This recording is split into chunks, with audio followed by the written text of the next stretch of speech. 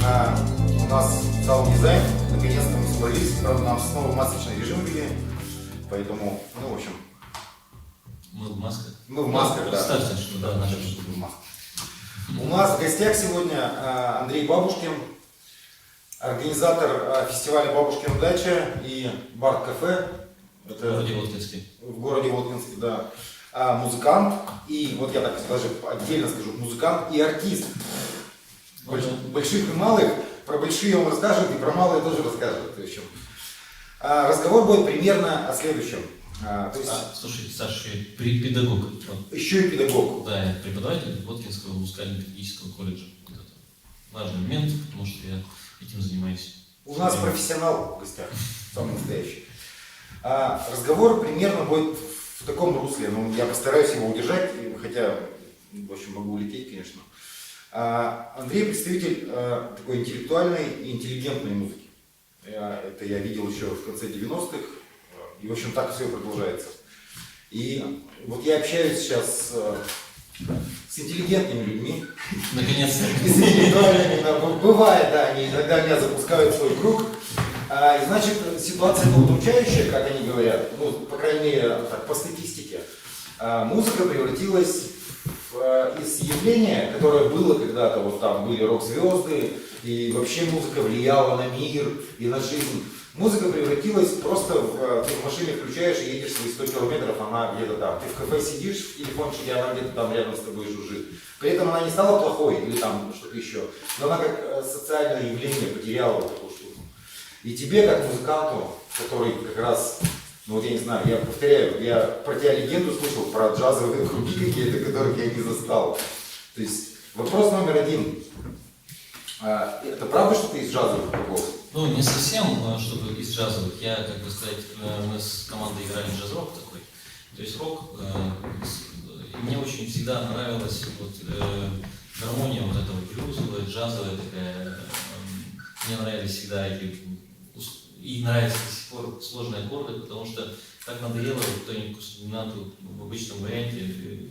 Мне хочется всегда и нон-аккордик поставить, и септ-аккорд, и мейдж, и мешоночку где-то, где нужно, вот, потому что гармония, она такая богатая, это же обогащает музыку, вот, и поэтому мне вот скучно просто в трех аккордах.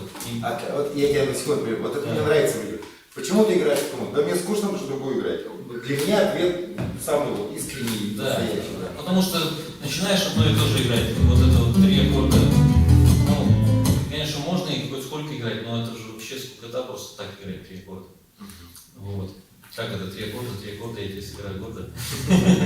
Вот. И вообще я в музыку попал случайно.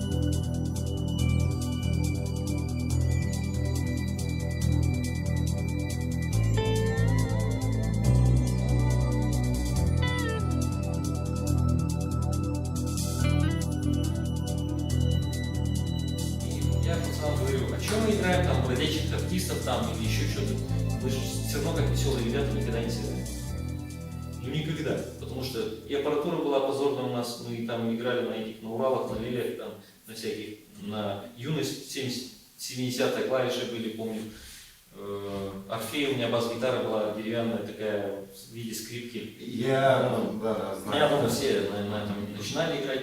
И вот, короче, ну, веселые ребята, всем известный ансамбль, крутой, там оборудование было японское, там все американское, все было, ну как бы, что там сравнивать-то было. Я говорю, давайте свои аранжировки, свои песни сами поем как можем. И ребята поддержали. И мы начали сочинять песни. Вот. Начали писать их, делать, выступать на школьных таких концертах.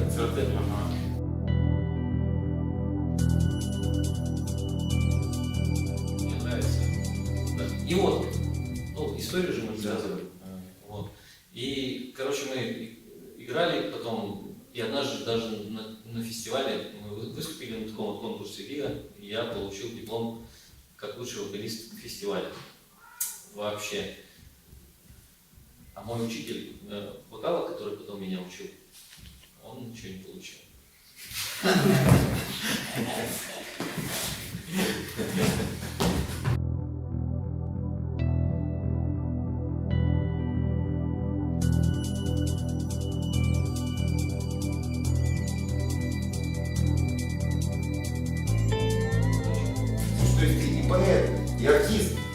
и автор песен. Да. Ну, а что, как бы, что-то надо делать. Я понял, Знаешь, да. скучно жить вообще. И еще и комсомолец, елки-моталки. Да. Слушай, если бы СССР не развалился, у нас, пожалуй, бы комсомол и партия такие были. На гитаре поют, брейк танцуют, типа, все светлое будущее. Круто.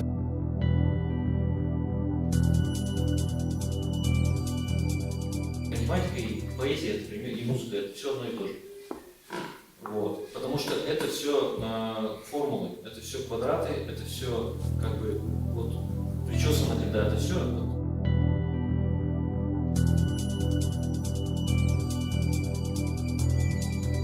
И а потом у нас появилась студия Ян, которую Савой Андрей возглавляет. Я слышал о ней. А мы Ижевский же был. Да, Ижевский. А мы понаписали песен всяких, и у нас было часть песен, у нас клавишник очень любил попсу. Вообще, вот это, появился тогда «Ласковый май», вот эти вот все песни там.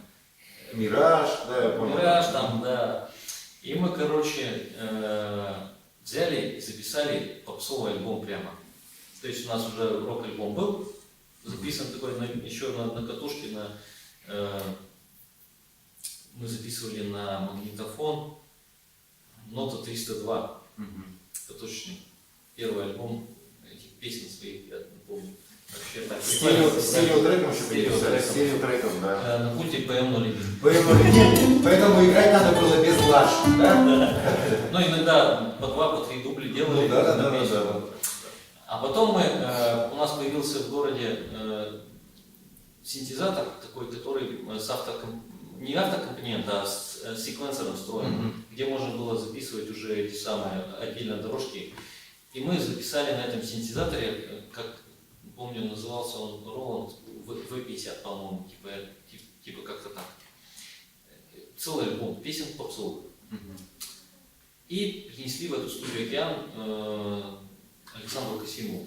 Была такая группа «Анонс». Да, у них супер песня была «Спец-пистолет, с кем попало» и так далее. Слушай, я помню эту песню. Да, Зина, продавец из магазина. Тоже помню эту песню. Вот это их песня. Даже не хотел бы помнить, но помню. И мы, короче, принесли ему, и он сказал: нормально, ребята, давайте, и вы будете, ну, и мы стали у них с ними работать, с ними выступать. Было самое, ну, вот мы все там пели песни, выступали, ездили по гастролям. Прямо по гастролям? Я прямо выступал с Олеговой, с Миражом в концертах здесь, да, я в Казахстан даже ездил, ну, то есть как бы прямо туры и прямо попса, попса, стадионы? На стадионе выступал не раз. Вот, короче, но мне так не нравилось это вот попса в плане того, что это все под фонограмму. То есть как бы хоть и минус один, но под фонограмму это все где-то, короче, вот. А я всю жизнь любил живняк, вот это вот, живая музыка, для меня гитара, вот это вот всегда было мое, короче. И случился 90-й год, 91-й, когда все это, 91-й, 92-й. И мы, короче, с этой темой я слез. Мы завязали, ребята пустились в бизнес, а я поступил в институт после техникума и собрал группу. То есть влился в одну группу, так скажем, но они захотели там со мной играть.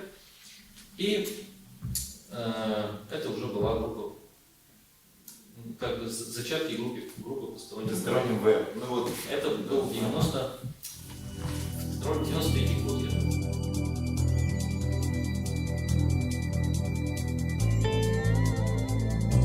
И вот в 93-м году я собрал команду, мы начали что-то играть, репетировать туда-сюда, и нас заметил город, городские власти, там пришел новый начальник отдела культуры, там и так далее. И меня пригласили как организатор, а я взял в школе 22, который раньше учился, организовал кружок ансамбля для школьников, сами мы там играем, и еще к нам пришла группа Торментор. Знаю таких, да. Вот. И еще группа «Ночь». 3 группы прямо. И вот еще и дети, я с детьми начал заниматься, их учить этому всему делу в ансамбле играть. В школе, в которой я учился сам, поэтому мне было приятно. И более того, меня пригласили, мне дали ставку в Центре детского творчества, я стал педагогом за деньги, короче, учу кого-то, вообще мне прикольно было. Я поступил в институт, и меня пригласили, короче, в Дом культуры ДК Ленина, руководителем музыкальной студии со всеми моими коллективами. А там был и аппарат получше, и вообще, и все как бы. И я туда устроился, и 8,5 лет я там работал руководителем музыкальной студии, занимался дискотеками испанских летчиков. Там вот у нас дискотека испанских летчиков была, группа такая, со мной работали вместе. И вот эти вот у меня все группы Торментор, Посторонний В, QL, там, ну, куча, короче, стихи всякие, короче, куча групп. То есть, можно сказать, что воткинский рок через себя прошел весь. Да, весь воткинский рок, это был центр вот, рок-музыки, первый рок-фестиваль, который я сам организовывал, там мы называли его почему-то фанк-рок-фестиваль, там, ну, как бы, я помню, первый рок-фестиваль 5 часов музыки, грохотов в Доме культуры Ленина, в бывшем храме. Это все летает. Это прямо вообще, но мне там нравилось, было все так круто, так здорово. Вот, и очень много лет, практически до 2010-2012, наверное, года, 10-го, мы играли в ездили в Москву.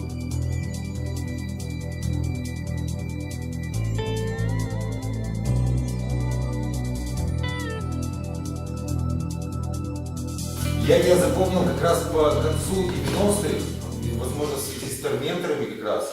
И запомнил тебя как раз потому, что вы на уровень выше всех играли. Потому что мы-то привыкли играть как раз 3 аккорда, мы играем гордо, как ты хорошо сказал. Нам главное громко было, и главное, чтобы попадать, хотя бы попадать чуть-чуть в ритм, да. А мы с дудками, со всеми. А вы, да, вы играли со всеми пиронгами, да. То есть я только слышал тогда в Набережных Челнах такие группы уровня такого. Паровоза, возможно, я слышал, ну, что-то такого уровня, как бы. И в принципе все. И мы. И вы, да. То есть я практически такого уровня не слыхал. Ну, это вообще дается очень тяжело, такой уровень в плане постоянными репетициями. Мы репетировали 2 раза в неделю, обязательно, по 2-3 часа. То есть... Мы тоже репетировали по 2-3 раза в неделю, по 2-3 часа. Но ни одной синкопы мы не играли никогда. А мы, наоборот, любили синкопы, я любил синкопы. И они вынуждены любить то, что я люблю, потому что я сочинял песни в основном. Часть песен Валера Пустов еще сочинял у нас. Ну вот мы 2 автора были основные в группе, это вот который... Да, синий тромбон я его называю, человек синий тромбон, да. Рыжая борода, вот, и как бы сказать, и это вот, это очень... Единственное, что я, конечно, потом со временем этим перестал заниматься, по простой причине, потому что стало неинтересно мне выступать на рок-фестивале. Вся эта рок-тусовка современная того периода, сейчас, может быть, она тоже меняется. Ты синкопы там, ты, короче, гармонию, аккорды и так далее, а они мясо давай. Все драные, грязные, особенно на рок-фестивалях, там дождь пройдет, все кругом развесет, они наваляются там, фу, прямо, вот, а ты там думал, вот, а здесь надо синкопу, чтобы все вместе попали, чтобы это четко было. А вот тут вот нужен нон-аккорд, потому что он необычный аккорд, он такой, чтобы он был.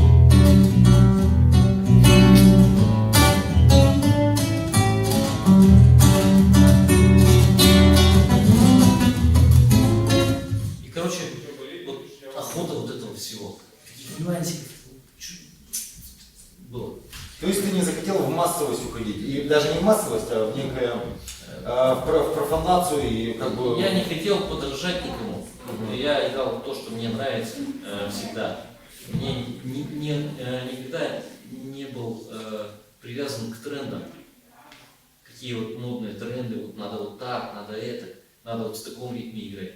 Мне это так не нравилось всегда. Я любил свою музыку. У меня в голове, которая играет. И это, мне кажется, лучший как бы вот вариант для автора. Для автора.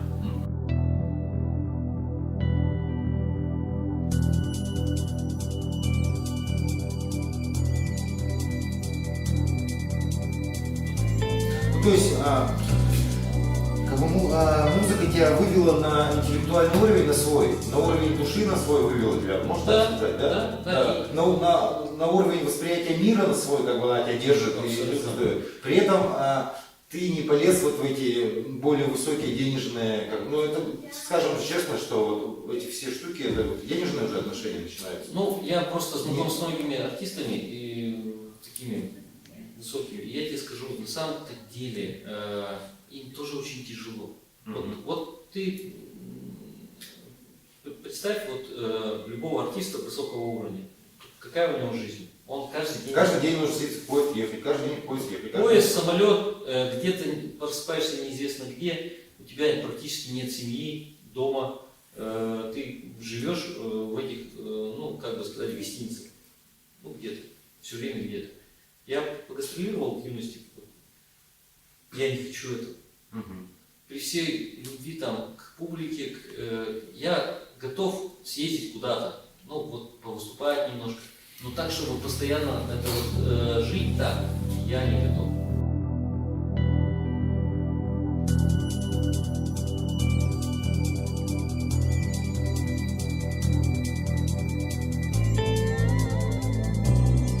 Не ради бабла.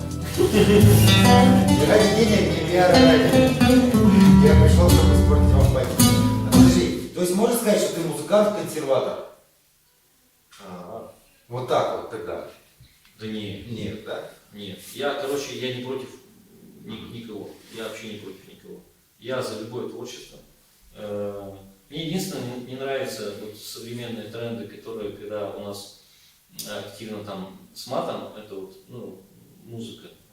Вот, мне, как человеку, может быть, воспитанному по-другому, чтобы из телевизора, там, из радиоприемника или на концертной площадке я слышал это. Я это понимаю там в узкой компании где-то.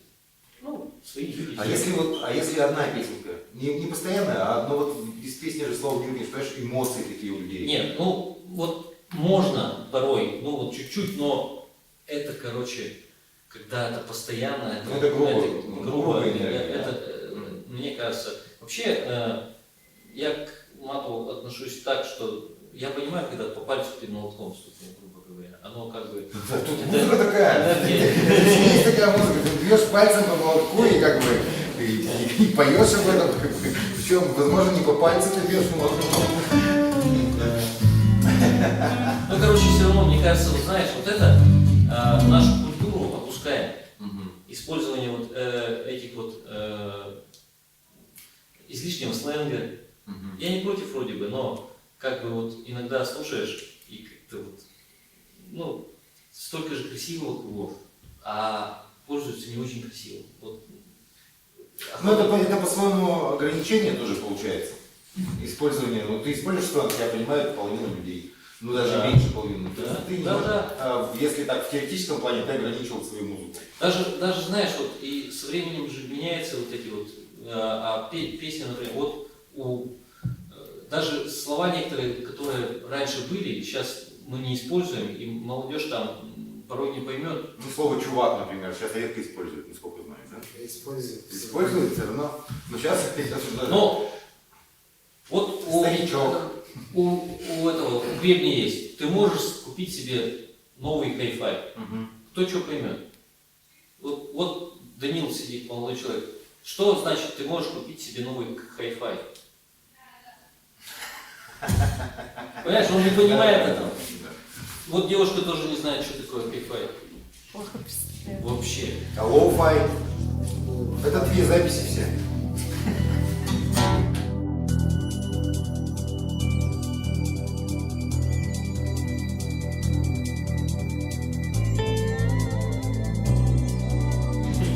То есть, вопрос. Получается, со временем же это уходит. Конечно. А интеллектуальная музыка не вернется, потому что интеллект кончился у людей. И что делать интеллектуальным музыкантам? Вообще, потому что вот здесь многие из присутствующих интеллектуальные музыканты. Я тебе скажу такой сегодня был прикол у меня в уроке.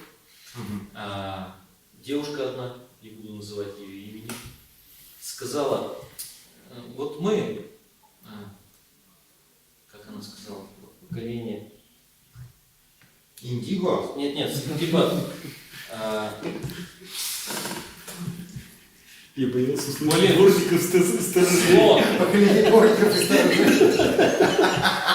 Я точно со стула. Она наоборот сказала, что мы типа суть ее слово было, что мы типа современное, очень умное, эти самые, не то что ваше поколение. Мы типа То есть они- в телефонах разбираемся, не то что вы в телефонах даже не разбираетесь, а мы в телефонах разбираемся. Вот суть была ее слов. И я просто был в шоке. Как будто телефон Это является показателем. это вообще как бы что-то такое особенное. Для меня это вообще, мне кажется, вообще это просто настолько примитивно все это, ну как бы с точки зрения жизни, быта.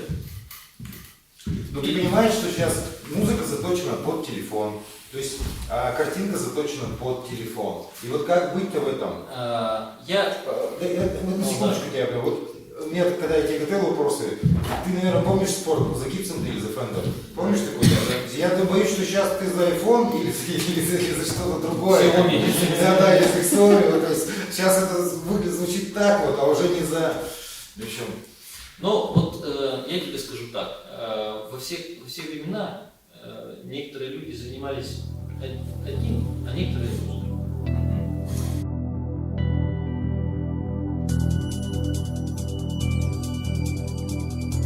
Вот я мнение музыканта из Владимира слышал недавно, от Моногова причем. Я был потрясен. Я смотрю, он идет, чувак рассказывает что-то. Все нормально, и вдруг я смотрю, а он, оказывается, идет на одной ноге, он протез. У них шоу, ему отпиливают болгаркой ногу на концерте. Ну, в смысле, процесс отпиливают болгаркой. Он, в смысле, он уверяет, что постепенно возвращается тяга к струнам. Постепенно возвращается. Я знаешь, по этому поводу скажу. Вот, живое искусство, оно вечное. А живое, оно вот ты, это живое, ты поешь. Вот вообще,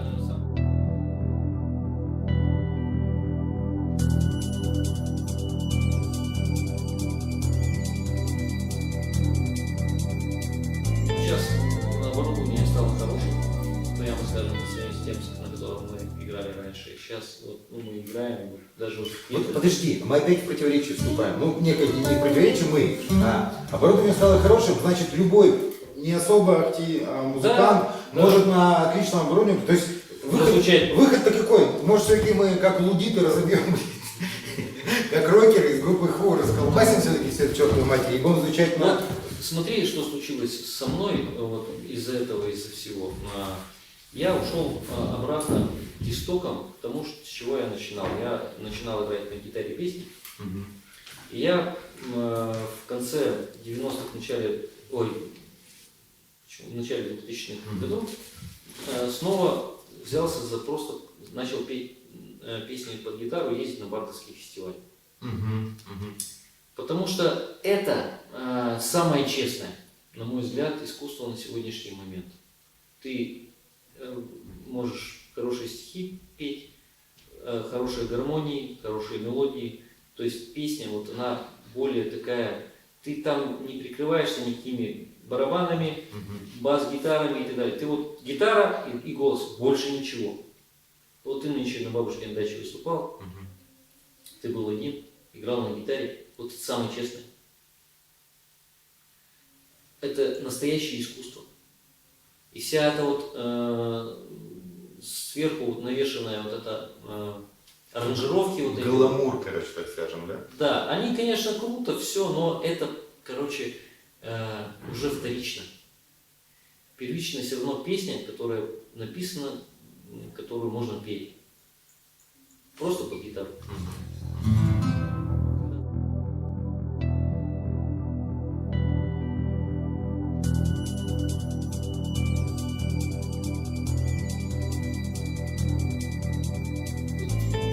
Счастливый тот человек, который занимается любимым делом. Вот, мне кажется, вот, к сожалению, очень многие молодые люди несчастны, потому что они вот, ну, в телефончике живут, и они не видят вокруг красоты такой, которая, как бы сказать, есть вот красота. Любовь, счастье, вот это. Понимаете, да. Ну, молодые люди по определению должны быть несчастны, собственно говоря. Ну, особенно творческие. Они же молодые. Музыкант должен быть голодным. Ну, да, то есть как бы должны немножко помучиться и как бы в процессе. Нет, я на самом деле думаю, что справятся прекрасно и с этим, и со всем, как бы справиться, ну, потому что мы вид такой. Я вот всегда, знаешь, когда заходят разговоры про поколение, это же поколения разные, всегда вспоминаю вот такие моменты. Вот вальс появился, музыка вальса. Все, о, бесовская музыка, вальс, фу. Старики, молодежь, о, вальс это модно, современно. Любители вальса выросли, появился там шейк, рок-н-ролл, там, ой, это не вальс, вальс это красиво, пафосно, а этот ваш шейк, это грохот, это рок-н-ролл, этот. Выросли рок-н-ролльщики сейчас, ой, этот ваш рэп, это ваше, ну и так далее. И это, мне кажется, бесконечно. Вот. Каждое поколение любит, у нее свои кумиры, каждое поколение любит свою какую-то музыку, творчество. Единственное, что... Слушай, в каждом поколении есть люди, которые приходят, даже если они любили, ну, типа он любил шейк, он вдруг понимает, что и вальс это круто. И потом отследит электронику. То есть просто из всего поколения часть просто будет слесарями или кем-то еще. Ну, в смысле, они не в плохом смысле, а они просто займутся бытом. А часть этих людей, ну, как бы вот, ну, некие гуманисты, или назовем их как-то так, да, то есть, или меломаны мы их назовем. То есть они как бы дальше эту линию пронесут. Вообще, когда я начинал музыкальную деятельность, я много тоже слушал, и я никогда не думал, что я буду там исполнять классику какую-то вообще. Вот в прошлом году мы сделали с педагогами нашего муспеда проект. Мы пели номера из оперет и Имры Кальмана, и Штрауса. Там есть «Без женщин жить нельзя на свете», под роялей, с постановками с небольшими. Во Дворце культуры мы сделали большой концерт, был полный зал. И я пел эту классику, и это было так классно. Хотя я в жизни бы не подумал, что я буду этим вообще заниматься когда-нибудь. Вот. Хотя меня как-то звали в театр оперы и балета работать. Ну, как бы. А? Мне просто там концерты в пятницу, тут в субботу, а у нас в это время другие музыкальные концерты за деньги. Там бесплатно. Вот. И поэтому каждый выбирает свое, но я думаю, что все равно вот талантливые музыканты есть, и среди молодых, и они растут, и взращиваются, и... Короче, дело наше не умрет. Не умрет никогда, потому что музыка – это вечность. Да, да. Как это пел Утусов, эта музыка будет Будет вечной, вечной, если я загляну в батарейки.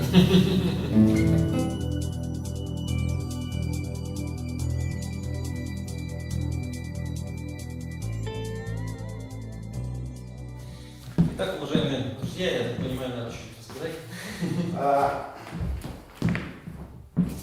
Несколько советов от мастера, советов для исполнения в сольном варианте, да? Ну да, этот вариант, ну не только сольным, я бы сказал, что с командой, когда я играю, я тем же пользуюсь, потому что я понял, что мне нужны какие-то вещи такие удобные.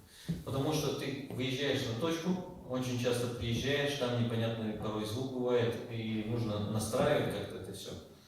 Вот. А когда у тебя уже все настроено, до того, как это ты отдашь звукорежиссеру, у тебя нет проблем никаких. А используешь ты? Я использую два прибора в своей работе. Они не такие крутые, но они хорошие. Вот, мне очень нравится. И сейчас есть новая версия этого, в частности, прибора, которым я пользуюсь. Но очень дорого стоит, поэтому я пока не поменял, но тем не менее я собираюсь. Helicon Voice Line. Voice Live 2. У меня, по-моему, первый, синенький. Вот. Да, Voice Live 2 и сейчас Voice Live 3 Extreme вообще, он вообще еще круче этого. Что он делает? Он обрабатывает в первую очередь голос. Какая у нас проблема, когда мы приезжаем на точку?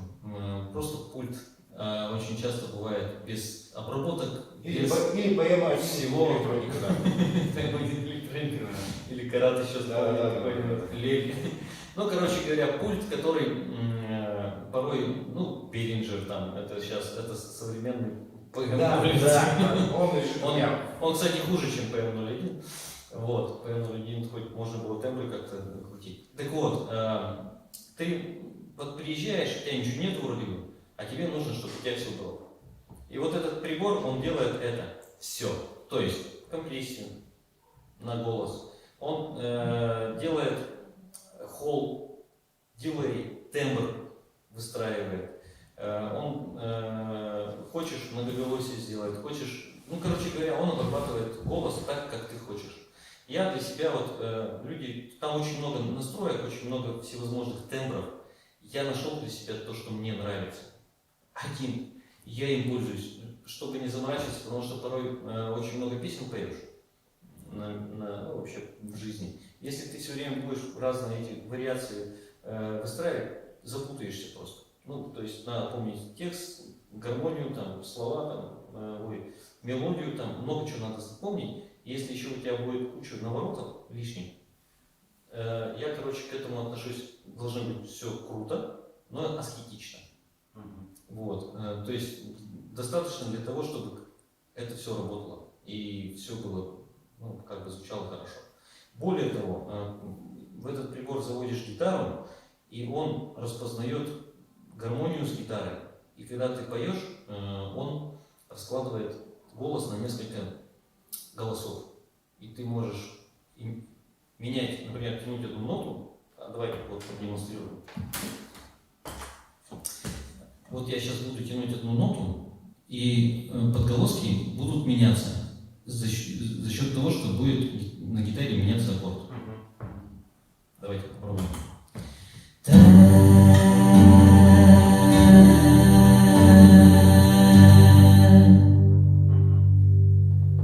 То есть подголоски менялись. Соль мажор играем.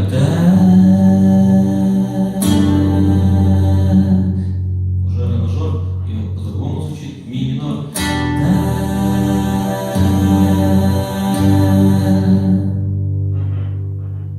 И в зависимости от того, какой аккорд ты играешь, подголоски, которые он Ну, автоматом это устраивает. автоматически распознает аккорды, которые звучат, и выстраивает эти подголоски. И очень удобно во время концерта. Тебе надо где-то, чтобы тебе кто-то как будто бы подпел. Один, извиняюсь, там вопрос сразу, только для этого ноту-то свою надо правильно еще петь, да? Да. Ну, тут на самом деле есть автотон и пич, который может подстраивать там какие-то нюансики в зависимости от того, ну, но я не очень люблю этим всем пользоваться.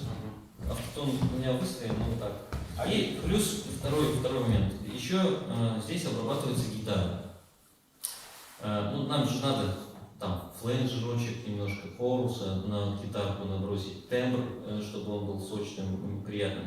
Здесь есть один этот пресет, который ты можешь сам выстроить, вот все, и у тебя гитара звучит так, как тебе надо, короче.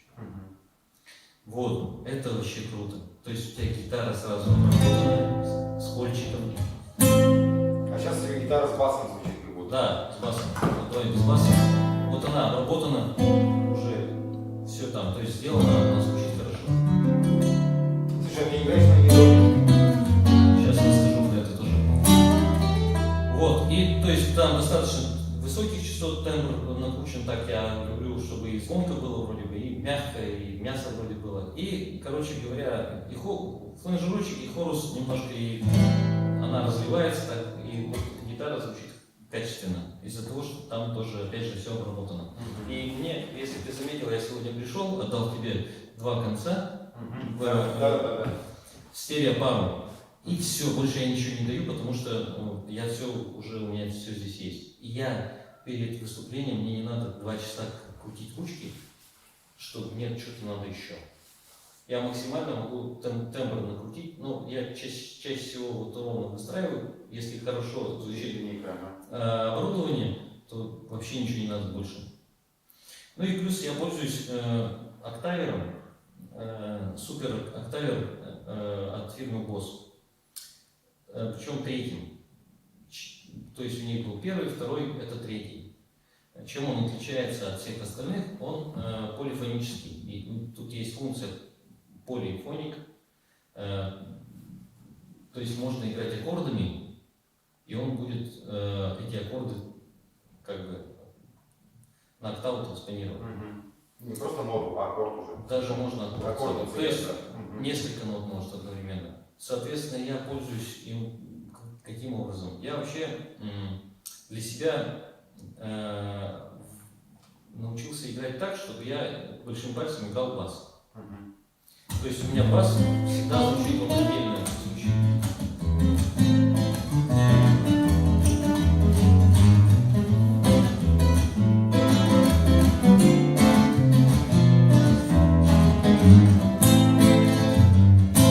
Вот. Соответственно, я когда аккомпанирую, я играю бас, и когда включаю октавер, у меня получается, как будто мне бас-гитарист подыгрывает.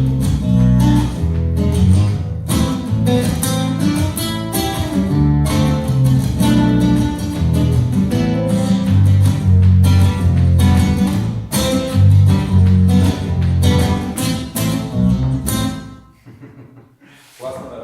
И получается, мне уже бас-гитарист подыгрывает, кто-то стукает, кто-то Пианист стукает. уже подстукано.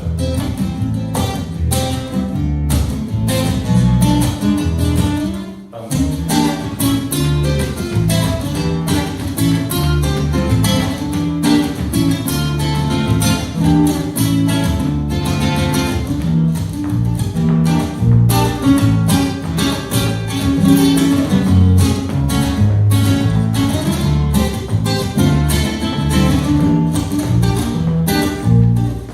И получается, что бас, он все время как бы тун-тун-тун. Ну и, то есть ощущение, да, качество есть, и можно уже реально играть просто под гитару.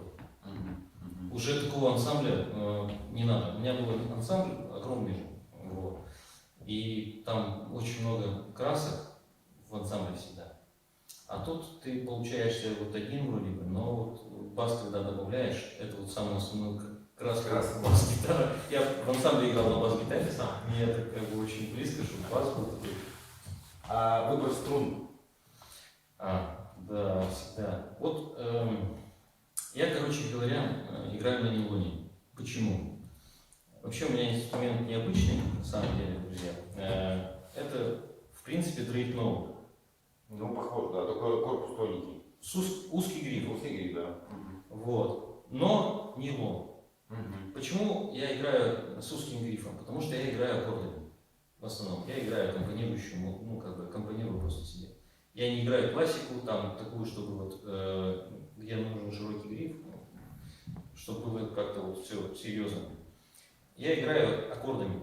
Соответственно, мне нужен гриф удобный, чтобы в руке аккорд ложился легко. Более того, когда ты играешь аккордами, очень часто и басом, не надо порой использовать большой палец для того, чтобы дожать. Нет, чтобы что-то дожать. Вот. И, соответственно, я не могу, он как бы поет, в отличие от железные струны, они, на мой взгляд, звонкие, они звенят, у них есть вот экспрессия такая, но у них нет голоса такого, как у нейлона. У нейлона ее дернул, и он поет, и он тянется. А металлическая струна, она отдала всю сразу атаку, а потом послезвучия нету такого, как вот в нейлоне. И вот из этого мне нравится больше нейлон. Хоть я и ритмую все время, как вот на железе, но вот это вот кайф в нейлоне именно у меня, потому что как-то, я не знаю, он мягче, мне приятнее для души. Прямо. Хорошо. И поэтому я выбрал себе такую гитару, которая с дрейп-ноут, с узким грифом, но с нейлончиком. И приятно мне играть из-за этого. Она тянется. Сколько? Без 15. Ну все, наверное. Да.